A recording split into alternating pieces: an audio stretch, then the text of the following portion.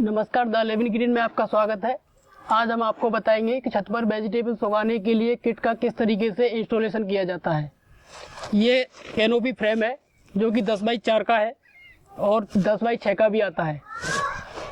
इसमें इस जगह पर होल्स होते हैं, ये बोल्ट्स होते हैं, ये पाना होता है जिससे इसको अच्छी तरीके से कसा जाता है, टाइट किया जाता है। को इंस्टॉलेशन करने समय 10 बाई 4 के में 3 फ्रेम होते हैं और इसमें ध्यान रखने की बात यह है कि होल्स हैं वो अंदर की तरफ ही होने चाहिए जिससे कि यह फिट बैठ जाए। अगर बाहर की तरफ इनको रखते हैं आप तो ये फिट नहीं बैठेगा। सबसे पहले इस फ्रेम के अंदर हम बीच वाला सरिया डालते हैं जिससे कि इसका बैलेंस बना रहे। बोल्ट डालते हैं और पाने की सहायता से इसको कस देते हैं।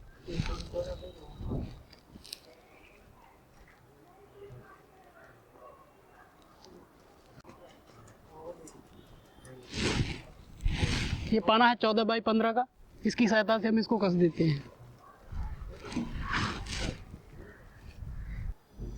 इसी तरीके से हम तीनों बोल्टों को कस देते हैं ऊपर वाले में।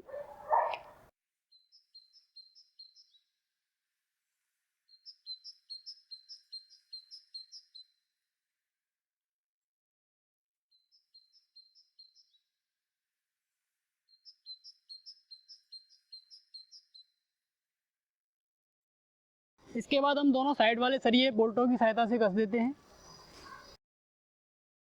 ऊपर के दोनों सरिये कसने के बाद में नीचे के दोनों सरिये कस दिए जाते हैं पाने की सहायता से।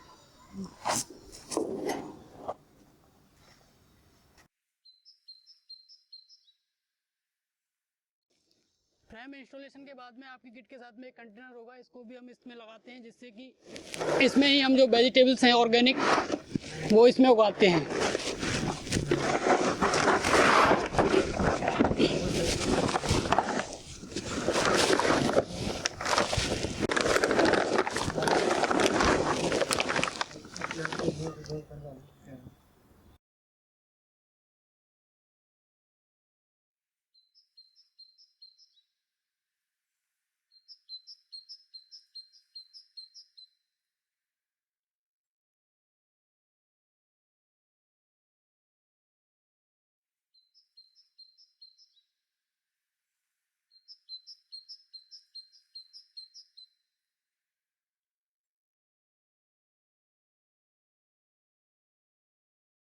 अब हम कंटेनर को लगाने के बाद में फ्रेम में ये हॉल सुआ और ये टाई होती है, वन वे टाई होती है।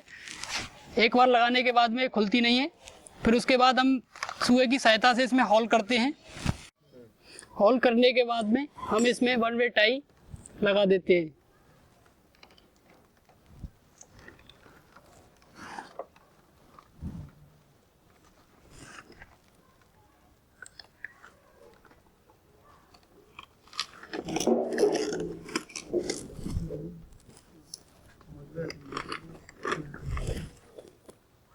इसको लगाने के बाद में इसको इतना छोड़ करके बचे हुए हिस्से को काट देते हैं चाकू की सहायता से।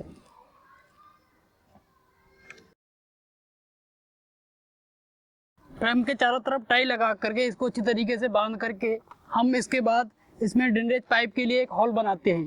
ड्रेनेज पाइप इसलिए लगाते हैं क्योंकि जो अधिक पानी इसके अंदर होता है वो उसके द्वारा निकल जाए और फसलों को अपनी वेजिटेबल्स क्रॉप होती हैं उनको कोई भी नुकसान ना हो। इस तरीके से पानी की ढलान की तरफ देखते हुए, छत का जो भी है अपना ढलान देखते हुए उस तरफ हम इसके अंदर होल करते हैं।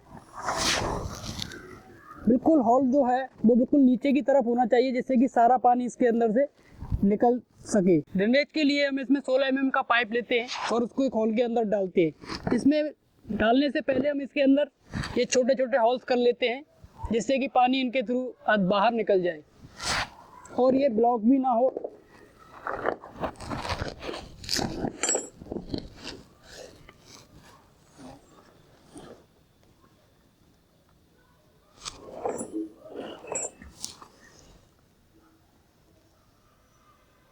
ड्रेनेज पाइप निकालने के बाद में इसको पाइप की लंबाई लेते हैं 2 से 2.5 फीट और ये हॉल हुआ होता है, जहाँ का अंतिम हॉल होता है उस दर तक हम इसको इसके अंदर निकाल लेते हैं। फिर उसके बाद हम एमसील लेते हैं और दोनों को मिक्स करते हैं और इसको पाइप के चारों तरफ लगाते हैं। वो इसलिए लगाते हैं क्योंकि इसकी साइड से पानी ना जाए, छत पर ना फैले, जिससे कि हमारी छत खराब ना हो। इसलिए हम एम सील मिला करके अच्छी तरीके से पाइप के चारों तरफ लगा देते हैं।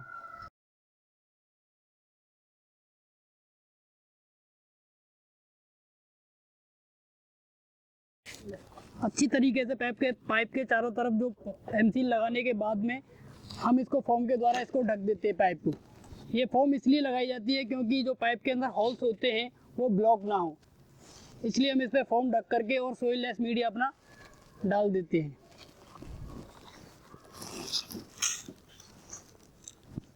ये ध्यान रखना चाहिए कि पाइप हमेशा इसके नीचे ही हो और उठा हुआ ना हो, जिससे कि इसके अंदर पानी अच्छी तरीके से निकल सके।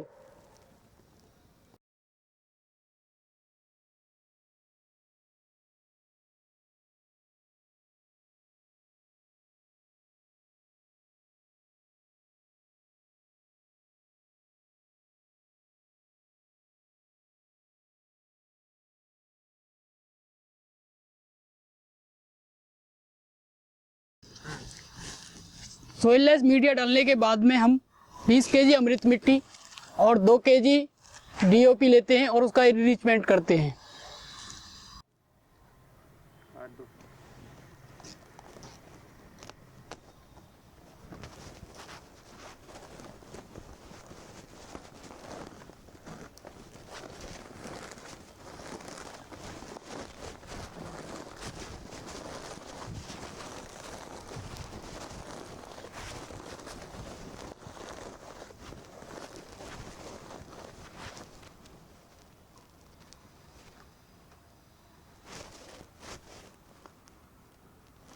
अमृत मिट्टी के साथ में हम 2 केजी इनरिचमेंट मिक्सचर लेते हैं और उसके साथ में इसको सोइल लेस मीडिया में मिला देते हैं।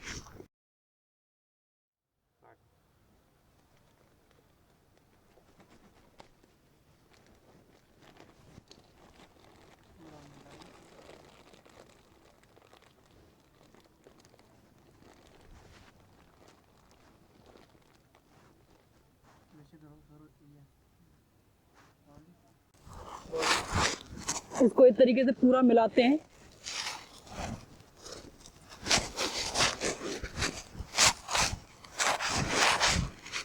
इसके बाद हम इनरिचमेंट मिक्सचर लेते हैं और इसको भी मिलाते हैं। इस तरीके से हम इसको पूरे में मिला देते हैं और गहराई तक नीचे तक इसको अच्छी तरीके से मिक्स कर देते हैं। इनरिचमेंट मिक्सचर को इस तरह से पूरा मिलाते हैं। इसको कम से कम हम अपने प्लांटेशन करने से पहले 2 दिन पहले ही इसको अच्छी तरीके से मिला देते हैं, जिससे कि इसके अंदर जो गर्माई होती है वो पौधों को ना लगे और वो ख़त्म ना हो। इससे मेन लाइन लगाने के बाद में हम इसमें 12 mm का पाइप लेते हैं। इसमें 10 ड्रिपर्स लगे हुए होते हैं और एक एंड कैप लगा हुआ होता है और ये 10 बाई 4 के में 4 पाइप आते हैं, 10 बाई 6 के में 6 पाइप आते हैं और इसको हम मेन लाइन से जोड़ देते हैं। ये 16 बाई 12 mm की टी होती है।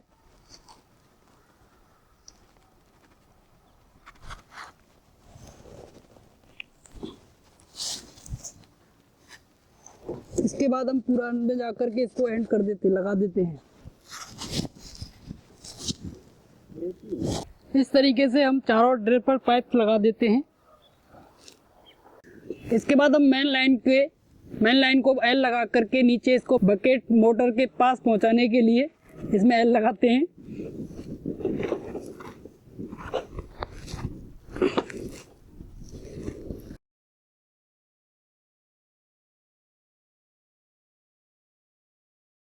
फिर इस एल में हम 1 फीट का पाइप जोड़ते हैं।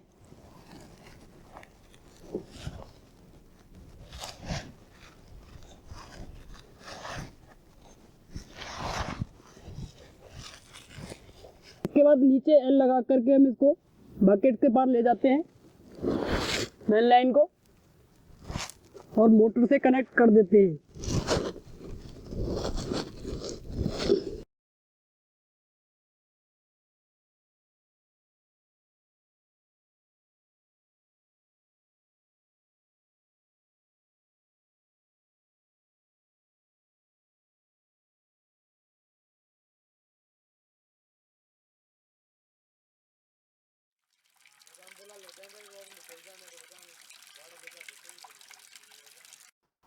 ड्रिप सिस्टम लगाने के बाद में हम ग्रीन नेट इसके ऊपर कैनोपी फ्रेम के ऊपर डालते हैं। ये ग्रीन नेट होता है 50% शेड नेट का होता है। ये सर्दियों में पाले से सुरक्षा करता है और गर्मियों में अधिक धूप आने से पौधों की रक्षा करता है और बरसात में अधिक बरसात व ओला आने की इसकी रक्षा करता है, जिससे कि पौधे अच्छे स्वस्थ रहते हैं। और इसको पूरी तरीके से कवर भी कर सकते हैं तब बरसात या पाला या फिर ओले पड़ने की स्थिति में। अन्यथा अगर धूप अच्छी है, मौसम अच्छा है तो इसको ऊपर हम करके रख सकते हैं। शेड नेट की आवश्यकता ना होने पर हम इसको इस तरीके से फोल्ड कर देते हैं और टाई की सहायता से इसको हम पैक कर देते हैं।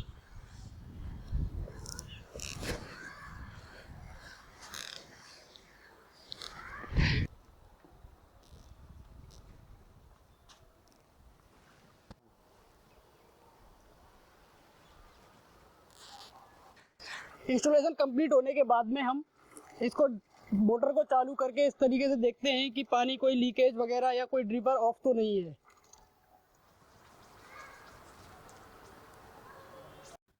अधिक खराब होने पर हम इस पे दूसरा ड्रिपर भी लगा सकते हैं।